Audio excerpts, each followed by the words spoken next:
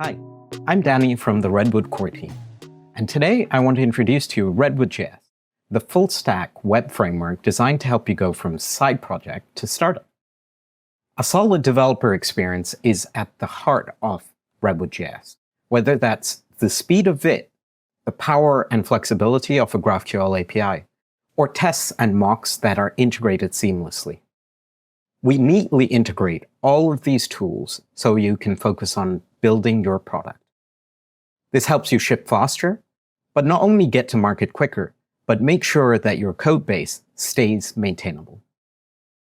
Let's jump into some code and explore how Redwood lets you do this. Today, we're going to use the simple recipe app to explore some of the features Redwood has. Over here on the right, I have my dev server running, and we can look at the code structure of a typical Redwood app. So this is the landing page, and I have it open here. And you can see inside here, there's the hero header. And underneath, there's the recipe cell. What is a cell? A cell is a declarative way of fetching data in Redwood. We'll come back to this later. Let's take a deeper look at the folder structure within a Redwood app. Now, Redwood apps have two main folders to start with. These are the two sides of a Redwood app. There's the web side, which houses all of your front-end code, and you can see that Vite is configured here. And we have the API side. Jumping inside the source for web, we see there are components. There's a layouts folder and a pages folder. This is where a landing page was before. Each of the components that you generate with the Redwood CLI always generate tests and stories with it. Jumping into the API side, we have the GraphQL folder, where you define all of your schema definitions. So this is where you're telling GraphQL what can be fetched, what type of data can be fetched. You also have the functions folder, where you define all of the API functions that are available. And you have services, where you define how to retrieve data from your database. Let's build a feature back to front. Today, what we want to do is build a category slider that sits on top of the recipes here, so that when we click it, we can filter what recipes get shown to the user. To do this, we're going to jump into API-DB schema.prisma. This is where you define all the models on your database. You can see here we have the category model, and I have the ID, name, image URL, and a relation to the recipes. On the recipe model, we also have a relation that says, this is how the recipe is related to the category.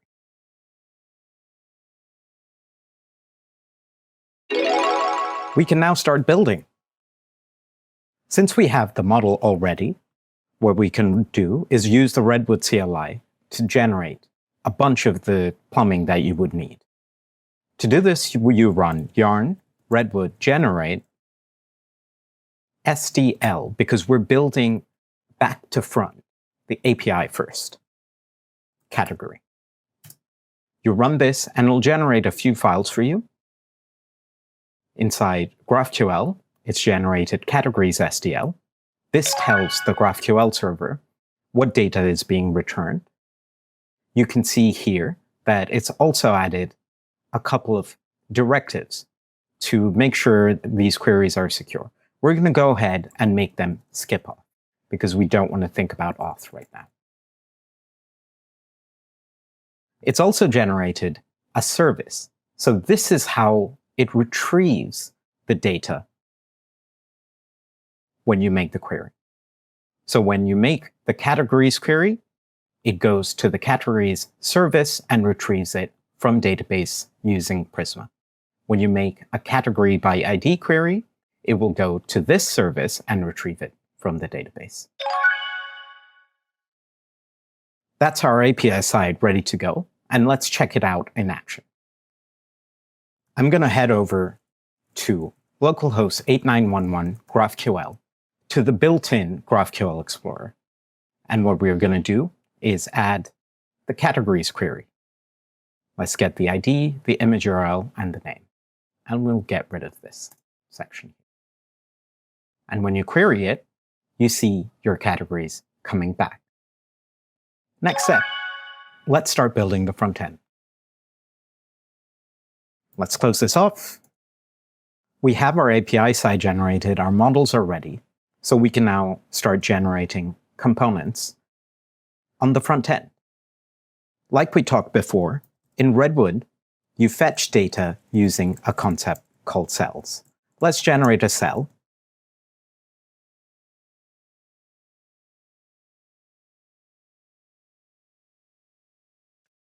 The pluralization here is important because we want to fetch all the categories, not a single one. Run this, and it generates 4 new files for you. Inside web source components, you'll see category cell. It gives you the cell itself, which is a declarative way of fetching this data from your API. So here, it starts up with just the name, but we can give it more. And you can see TypeScript is helping me write this now as well. We can give it image URL, and we don't want the recipes in the categories query. We also have these loading, empty, and failure states. So these are the common states that your app can get into when it's trying to fetch data. I don't know about you, but I despise writing glue code, especially when I have to repeat myself over and over again. So we're going to go to the landing page, head over here, and we're going to add our cell in. Categories, cell. And let's import it from source, components, category cell. Once you've done that, you can see the data is coming back. Yes, it needs formatting, but the data does come back. Let's move it up 1 level, and you can see it's here. Weekday dinner, the same data we saw earlier. Next up, the UI. Let's open up the category cell and have a look inside the folder there. Next to it, there are stories that are automatically generated for you.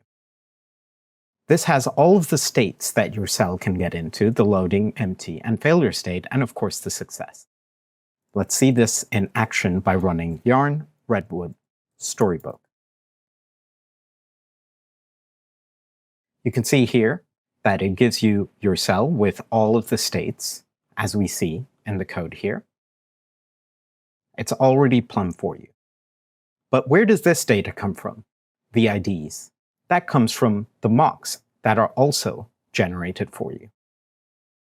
Let's replace this mock data with something that's a little bit more realistic. Let's paste it in here. And we'll see this data now comes back. Let's fast forward through building the UI, shall we? You've built your UI. The only thing that's left to do now is to go back and add it to the landing page. I've done this part also just because it's a bit of styling.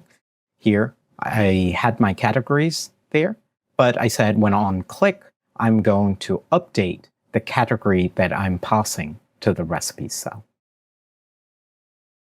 And once we look at the UI, it's there. It's all hooked up. Last but not least, let's look at the tests. So the CLI also generated these tests for us, and it gives you the states like we saw in Storybook. But inside the success one, we can see that it's loading the mocks, the same mocks that we used earlier in Storybook, and passing it to success. In this way, you're writing your mocks not only for UI development, but also for your tests. Now, when you run Redwood test web, and let's make it categories cell, these tests are very simple that it generates, but it gives you the pattern for you to follow as you build your app. Part 2. We've seen how easy it is to get started with Redwood. You can build your product quickly, but in a maintainable way. You've been writing all of those tests. Maybe you even have a mobile app running off the GraphQL API. Maybe you have a few thousand users using your app. What about tooling in those sort of situations? We have a few more tricks up our sleeves. Let's take a look. Back to our recipe app. So you've deployed your app. Your users are happy with the cool new recipes that they can read. But some of them are complaining when you go into a recipe, it takes a while for it to load. Let's open up the Chrome Network Inspector and see what's happening. It's probably the GraphQL request, right?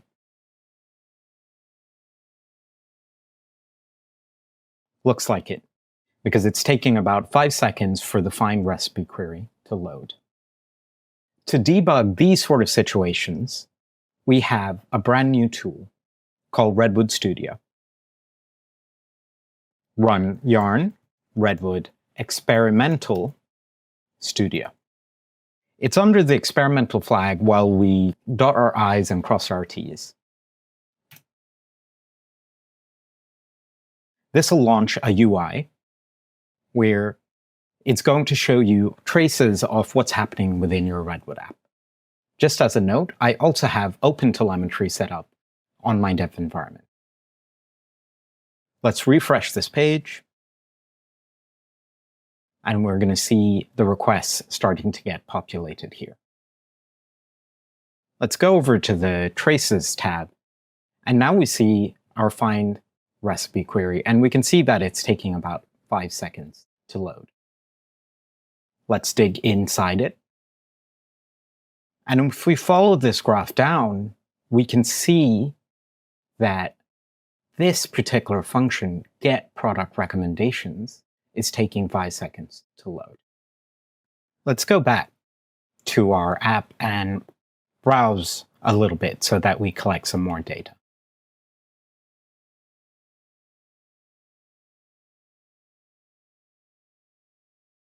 When we go back to the traces, we'll see all the requests that are coming through. Let's look at the categories query we built in the previous section, and we can see how long each individual result or each individual field is taken. Not only that, if you scroll down, you'll be able to see the actual SQL statement being made. This is often very helpful as your app gets much larger, much bigger, and your Prisma queries get bigger and bigger.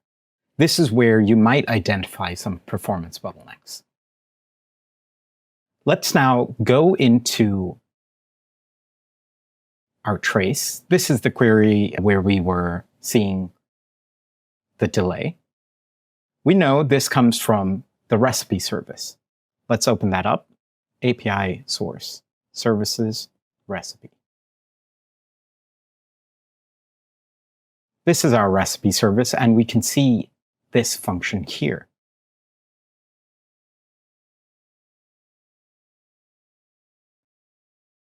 This function is calling an external API, so there's not much I can do about speeding it up here. But maybe we can introduce caching. Let's do that now. Let's launch another terminal window. You guessed it, another command, yarn redwood setup cache. And we have to give it what type of cache you want to set up. In this case, we want to set up memcached. When you run this, it's going to add a few dependencies.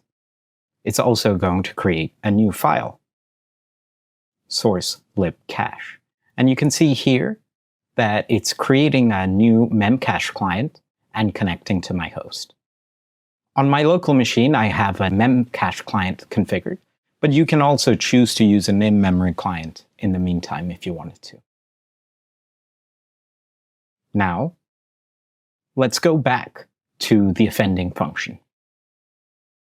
What we want to do is wrap this function in a cache call.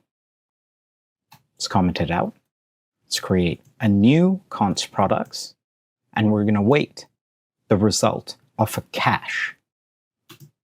you import this cache from source-lib cache, the new file that just got introduced. You have to give it a cache key, which for now we're going to say it's just the recipe ID. Maybe we want to be more specific.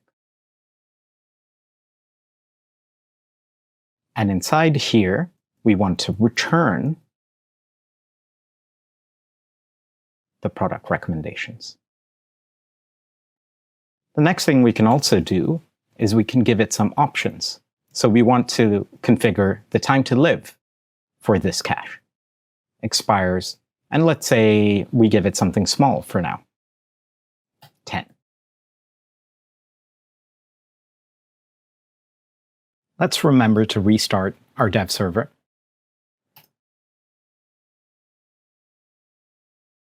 And when we go back to the UI, pick a recipe. The first request is going to take a while to resolve, because the first request, it's still going to cache. But when you refresh from the next request, it's almost instant. And remember, we used ID of the recipe as the cache ID, which means if I go to another recipe, it's going to wait for the request to come through and then populate the cache. But if I refresh the same one a couple of times, it's still using the cache. Because we set the expires to 10, it only takes a little bit of time for the cache to expire. You have to decide what the right value based on your request is going to be here. But let's not pretend that caching is easy. There's a whole section in our docs where we talk about what can be cached, choosing a good cache key, and of course, testing with caching. And this is true for all of the features that we provide in Redwood. We give you detailed documentation, guidance, and recipes for how to best use all of these APIs that we're providing. That was a brief preview into what you can do with Redwood today, but we have so much more to come. In V6, we made the migration from Webpack to Vite. And going forward, we're looking at features such as server-side rendering with streaming and suspense, enabled by React's new architecture. And further down the line, we're also looking at React Server components. Thanks for exploring Redwood with me today. We talked about the API and the websites, the CLI that gives you superpowers, tooling and testing, and how it neatly integrates into your developer workflow. We briefly touched on experiments, but we also provide in-depth upgrade guides between versions. We give you patterns in our documentation and in videos like this. And we have a very active community of developers like you who are helping each other build something great. Put that all together, and that's Redwood.